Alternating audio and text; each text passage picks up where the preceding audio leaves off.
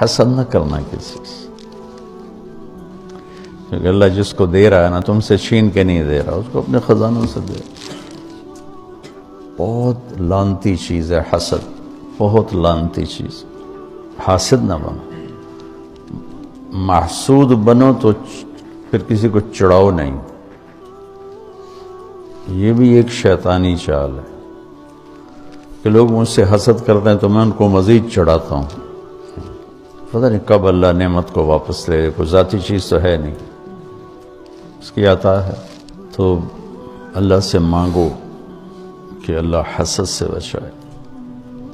علماء کہتے ہیں نا کہ اس زمین پہ پہلا گناہ جو ہوا وہ حسد تھا، کہ قابیل کو حابیل سے حسد ہو گیا اور اس نے اس کو قتل کر دیا۔ تو اس زمین پہ پہلا گناہ شرک نہیں، کفر نہیں، حسد ہے، اور اپنی چودراہٹ کہ میں نمایاں نظر آؤں، میرا بھی نام ہو، یہ دونوں بہت خطرناک۔